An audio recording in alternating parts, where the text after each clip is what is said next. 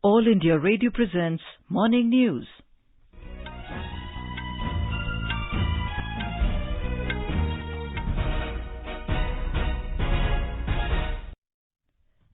Good morning. I'm Anuja Kumar and with me is Subhadra Ramachandran. The headlines. GST collection touches 8-month high of over 1 lakh crore rupees in October. Paddy procurement crosses 2 crore metric ton in the ongoing Kharif season. All arrangements put in place for second phase of assembly elections in Bihar tomorrow.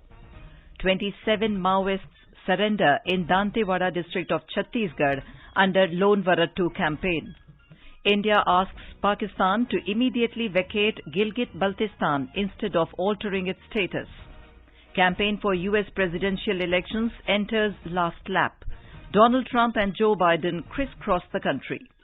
In IPL cricket, Kolkata Knight Riders beat Rajasthan Royals by 60 runs in Dubai.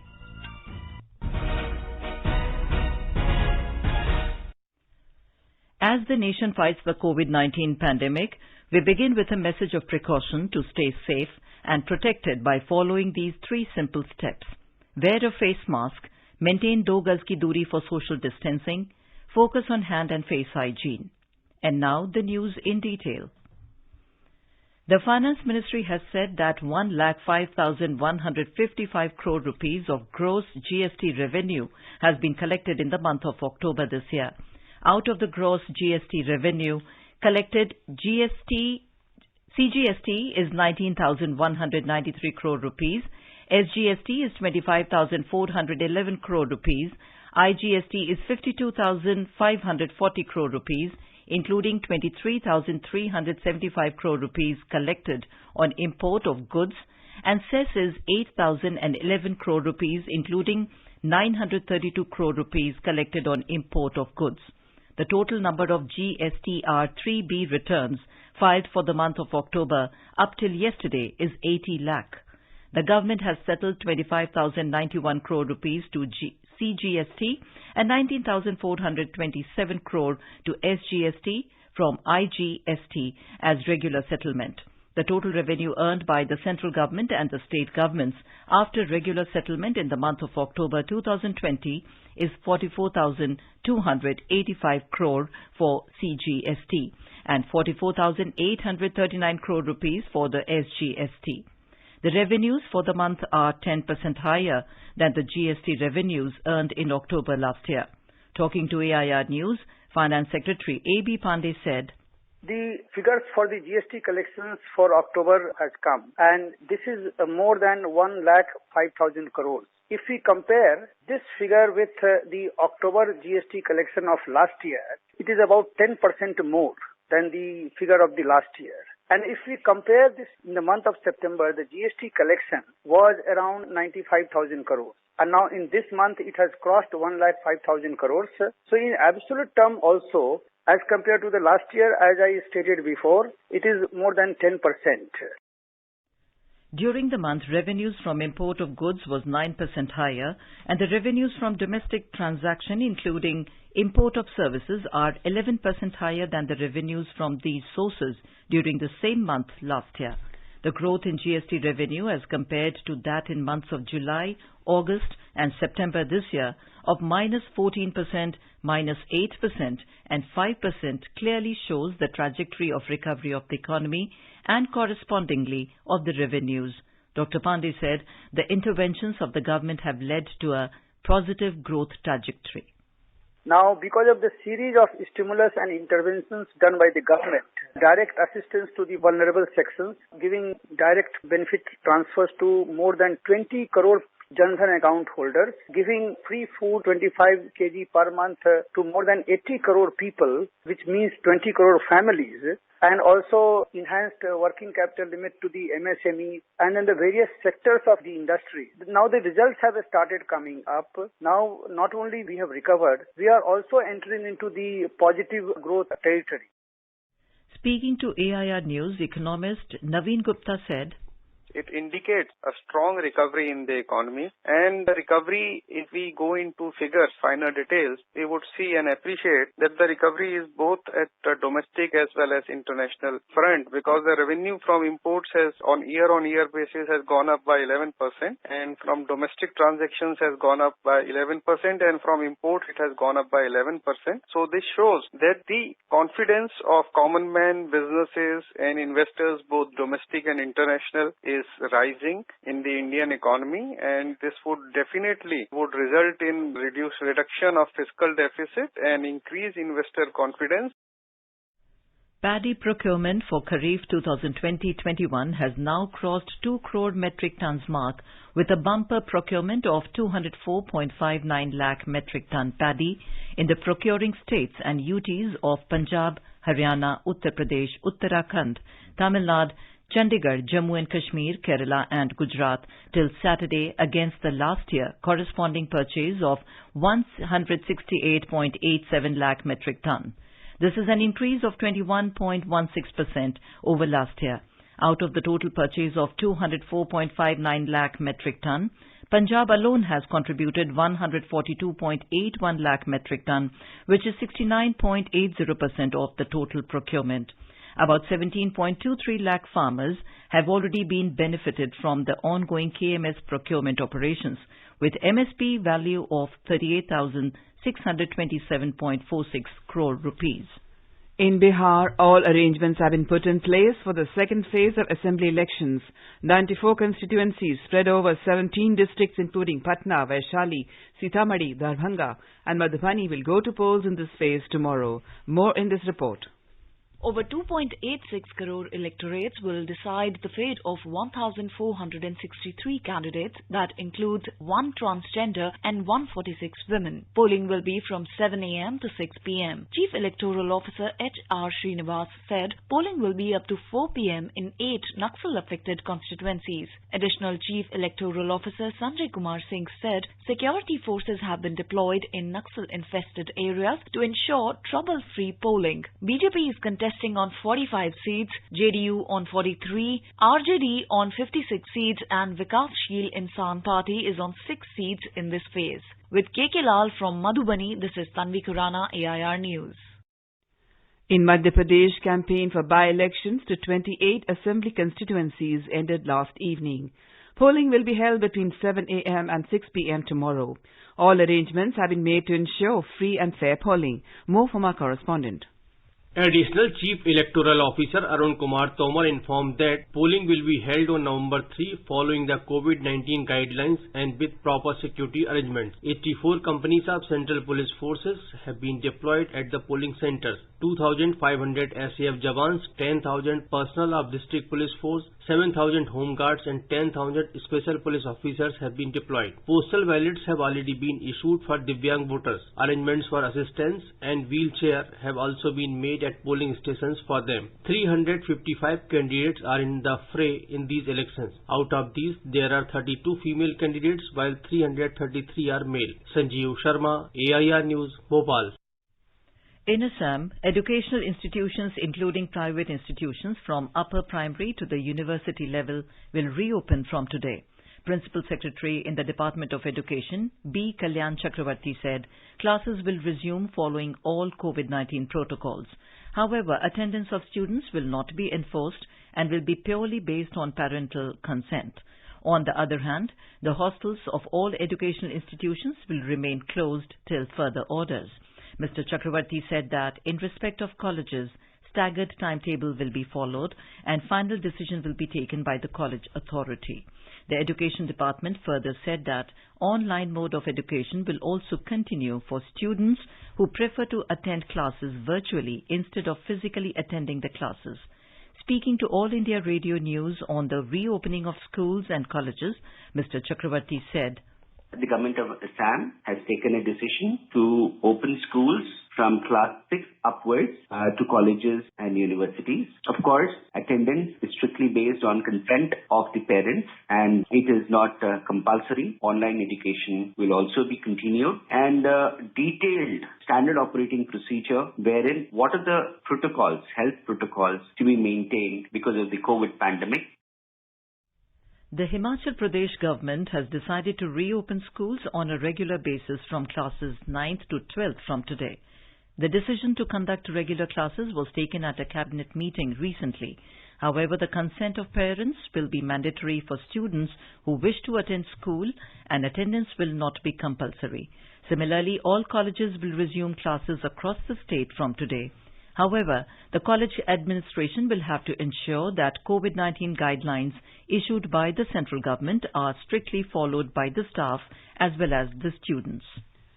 A total of 5,664 new confirmed cases of coronavirus were reported in Delhi in the last 24 hours, taking the total number of cases to over 3,92,000. Delhi government said that over 3,51,000 people affected with coronavirus have been cured so far.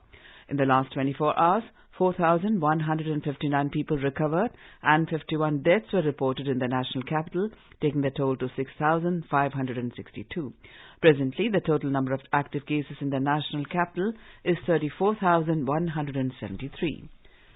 In Bihar, COVID-19 recovery rate has improved to 96.08%. This is 4.54% more than the national average. The number of active cases in the state is continuously declining. Currently, 7,437 patients are undergoing treatment at various hospitals. 1,194 patients have recovered in the last 24 hours, while 777 new cases were reported.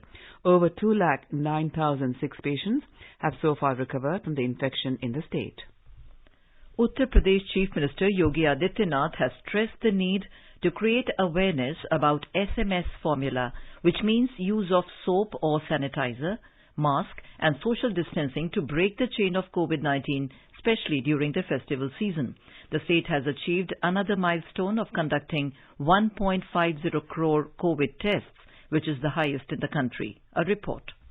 In a review meeting, Chief Minister Yogi Adityanath said that SMS formula is very important to stop the spread of corona and strict adherence to it is a must. SMS means spread of corona can be stopped by using S for soap or sanitizer, M for mask and S for social distancing. He said that people should be more vigilant in view of the festive season. He expressed satisfaction over 1.5 crore COVID tests in a state, which is highest in the country. Meanwhile, on the second consecutive day, the new COVID cases in the state were found less than 2,000. Yesterday, 1,989 new cases surfaced and 2,390 people were discharged after full recovery. Sushil Chandra Tiwari, AIR News, Lucknow.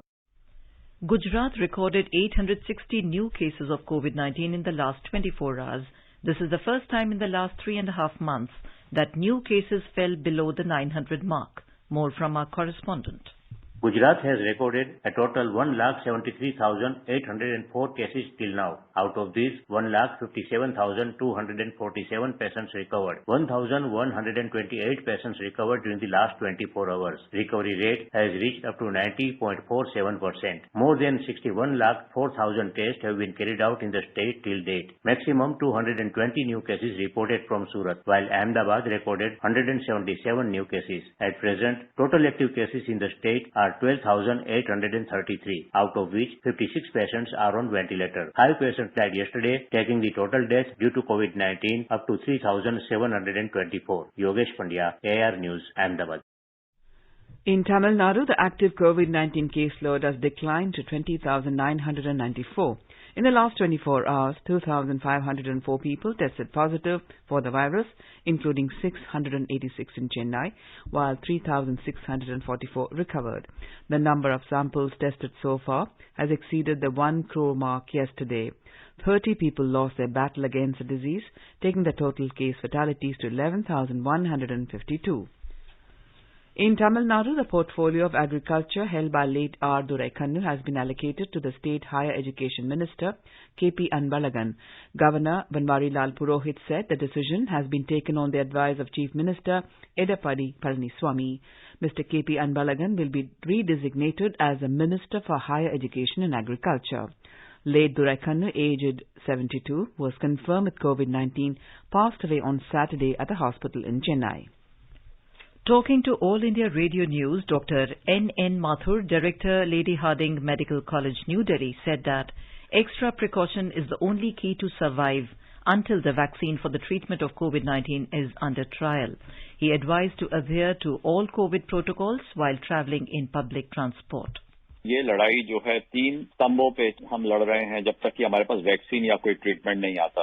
एक तो mask, social distancing और hand hygiene. जैसे आप बस में travel कर रहे हैं तो अगर सोशल डिस्टेंसिंग पॉसिबल नहीं है, आपके निकट में 2 गज की दूरी से कम कोई व्यक्ति और बैठा है, तो आप जो बाकी 2 स्तंभ हैं उनको सुदृढ़ कर लें उस टाइम के लिए। मतलब कि आप अपना मास्क तो बहुत ही अच्छी तरह लगा के रखें। अगर दोनों जने मास्क लगाए हुए हैं बस में और बस के शीशे को नीचे कर लें अगर वो एयर कंडीशन बस नहीं है तो, और एक दूसरे से हाथ ना मिलाएं या उनको छुए नहीं। The number of COVID-19 cases has crossed 46.4 million worldwide with nearly 1.2 million deaths, according to the Johns Hopkins University. Coronavirus cases are increasing in Europe, where countries are enacting restrictions, including lockdowns. In the United Kingdom, Prime Minister Boris Johnson has ordered the nation back into a month-long lockdown. Mr. Johnson said that the lockdown across England would start from midnight on Thursday morning and last until December 2nd. Geneva, a hub of Swiss finance and seat of several United Nations agencies, is closing bars, restaurants, cultural venues and non-essential stores from Monday until November 29th. Portugal has imposed a partial lockdown and Spain and Italy are tightening restrictions. Israel began human trials for its COVID-19 vaccine yesterday. In Sri Lanka, President Gotabaya Rajapaksa has made several concrete decisions to curb COVID spread without disturbing the public life and the economy. India continues to report a trend of steadily declining active cases. The active cases have dropped dramatically to only 6.97% of the total positive cases in the country, demonstrating a steady falling percentage of the total cases. You are listening to the morning news on All India Radio. A reminder of the headlines before we move on. GST collection touches 8-month high of over 1 lakh crore rupees in October. Paddy procurement crosses 2 crore metric ton in the ongoing Kharif season. All arrangements put in place for second phase of assembly elections in Bihar tomorrow. 27 Maoists surrender in Dantewada district in Chhattisgarh under Lone Vara 2 campaign. India asks Pakistan to immediately vacate Gilgit-Baltistan instead of altering its status. Campaign for U.S. presidential elections enters last lap. Donald Trump and Joe Biden crisscross the country. And in IPL cricket, Kolkata Knight Riders beat Rajasthan Royals by 60 runs in Dubai. For quick news updates round the clock, follow us on our Twitter handle @AIR News Alerts.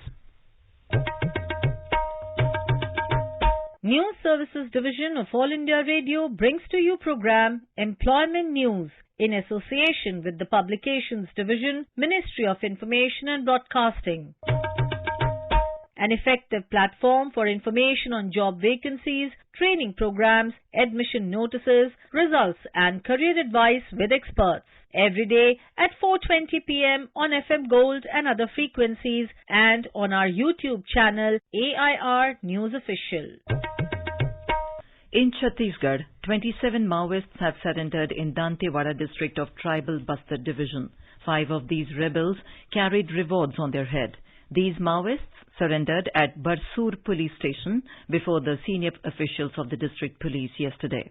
The surrendered Maoists were inspired by the Lone Vara 2 campaign being carried out by the police in the district. Lone Vara 2 means return home in local tribal dialect Gondi. Speaking exclusively to AIR News, SP Dantewada Abhishek Pallav said, so far more than 170 Maoists have surrendered under Lone Vara 2 campaign. Yesterday, 27 Maoists surrendered, which included 5 Rewadi Maoists, as per our Lone Vara 2 campaign. This Lone Vara 2 campaign was launched in July 2020. In last 4 months, total 177 Maoists have surrendered, which have included 45 Rewadi Maoists. As per this campaign, we put pamphlets and posters, which includes names of all the Maoists in the villages, talukas, and in district headquarters. All public representatives are contacted and are told to motivate the Maoists to surrender. Lone Vara 2 is a Gondi dialect word, which means means come back to your home. The come back to your home campaign is highly successful, which can be indicated as Maoists in all the 4 directions from Dantewada are surrendering. We are attempting to now launch this program all across the Bastar so that in the coming years, Bastar can become Maoist free.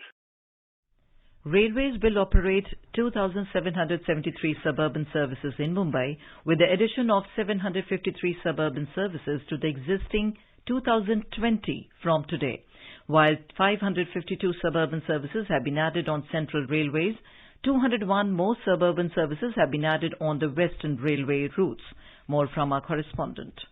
The Central and Western Railway said that they have already given their inputs to the Maharashtra government regarding resuming local train services for the general public in Mumbai. In a joint statement, the railway further said that they hope that the state government will soon revert back to decide the modalities for providing services to the general public in Mumbai metropolitan region. They said railways are subsequently increasing suburban services, keeping in view the social distance norms and safety of the public at large. In its appeal, railway authorities said that the passengers should follow medical and COVID-19 protocols as mandated from time to time. In order to observe all norms mandated for COVID-19, passengers are also requested not to rush inside train and at station. Madhuri Pange, AIR News, Mumbai. India has firmly rejected the attempt by Pakistan to bring material changes to a part of the Indian territory under its illegal and forcible occupation. India reiterated that Jammu and Kashmir and Ladakh, including the area of so-called Gilgit-Baltistan, are an integral part of the country by virtue of the legal, complete and irrevocable accession of Jammu and Kashmir to the Union of India in 1947. In response to media queries on remarks by Pakistani Prime Minister in Gilgit yesterday regarding his government's decision to accord provisional provincial status to the so-called Gilgit-Baltistan, External Affairs Ministry spokesperson Anurag Srivastava said Pakistan has no locus standi on territories illegally and forcibly occupied by it. He said such attempts by Pakistan, intended to camouflage its illegal occupation, cannot hide the grave human rights violations, exploitation and denial of freedom for over 7 decades to the people residing in these Pakistan-occupied territories. The spokesperson said, instead of seeking to alter the status of these Indian territories, Pakistan should immediately vacate all areas under its illegal occupation. Speaking to AIR News, former diplomat Ashok Sajanhar said, Pakistan has no locus on Gilgit-Baltistan.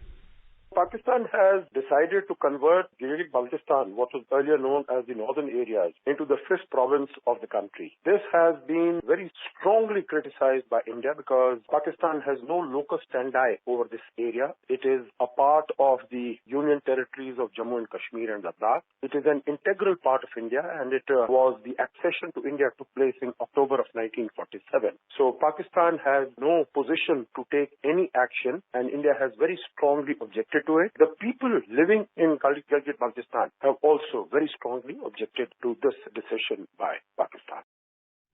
Campaigning for U.S. presidential elections has entered its last lap. Donald Trump and Joe Biden are crisscrossing the country to woo the voters ahead of tomorrow's general election. President Trump plans to visit 5 battleground states, while his challenger Biden spoke at a campaign event in Pennsylvania. President Trump held outdoor rallies in Iowa and Michigan before planned trips to North Carolina, Georgia and Florida states, where polls suggest a tighter race. Speaking in Washington, a town in Michigan north of Detroit, President told his supporters that under his leadership, the economy is now growing at the fastest rate ever recorded. Mr. Biden held an outdoor rally in Philadelphia. He vowed to address racism and attack the president's handling of the pandemic. More than 9 crore people have already cast their ballots in early voting, putting the country on course for its highest turnout in a century. The election comes amidst the ongoing pandemic. The U.S. has recorded more cases and more deaths than any other country worldwide. UN's Libya mission will hold a 3-day meeting beginning from today in the city of Ghadames in Libya to ensure the implementation of the ceasefire agreement in the country. The agreement was signed between the two parties involved in the conflict on October 23rd in Geneva.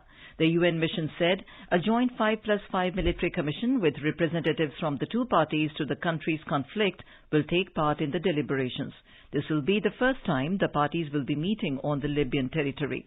Libya has been wreaked by conflict for nearly a decade since the overthrow and killing of Muammar Gaddafi in an uprising in 2011. National capital Delhi's air quality remained in the very poor category today morning as the overall air quality index AQI was recorded at 318. The city has been struggling with a very poor air quality due to a spike in farm fires, calm winds and increased traffic movement among other reasons. Now let us take a look at the weather forecast for the day. The national capital will see fog or mist in the morning and mainly clear sky later in the day. The temperature will hover between 13 and 29 degrees Celsius. In Mumbai, sky will be mainly clear. The lower level of temperature in the metropolis was 24 and the upper level will be 33 degrees. Chennai is likely to see a partly cloudy sky. Temperature will rise from 25 to 34 degrees Celsius. Kolkata will have a partly cloudy sky with temperature varying between 24 to 32. Jammu and Srinagar cities will have mainly clear sky, but there will be much variance in temperature in Srinagar as the minimum temperature was just 1 degree Celsius while maximum will be 30 degrees. In Jammu, lower level of temperature was 13 while upper level will be 30 degrees Celsius. Leh will see a mainly clear sky in the morning and later it will become partly cloudy.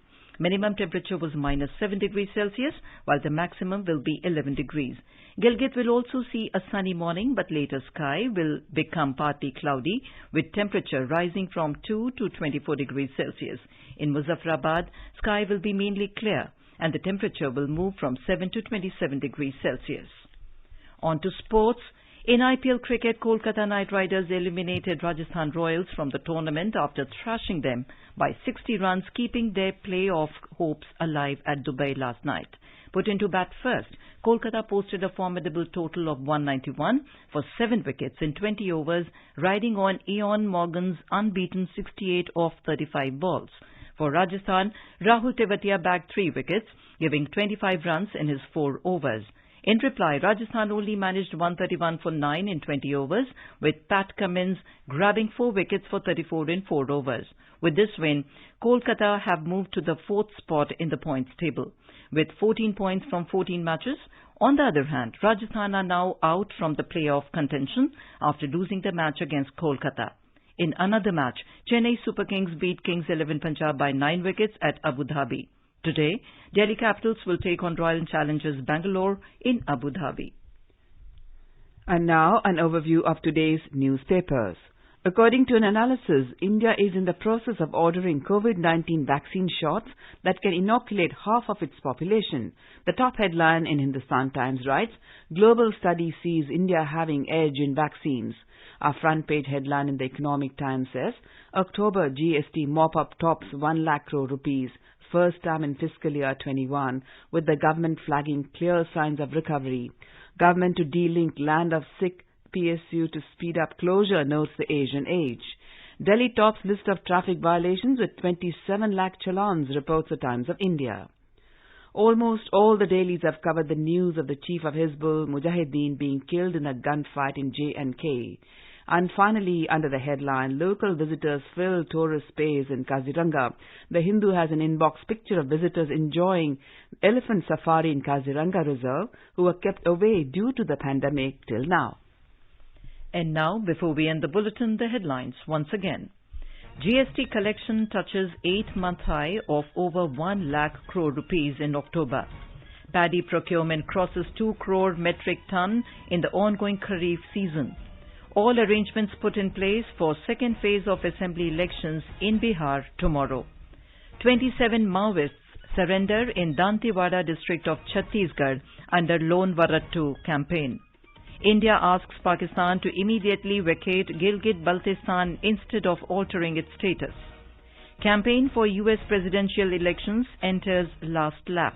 Donald Trump and Joe Biden crisscross the country. And in IPL cricket, Kolkata Knight Riders beat Rajasthan Royals by 60 runs in Dubai. And with that, we end the morning news. Have a nice day.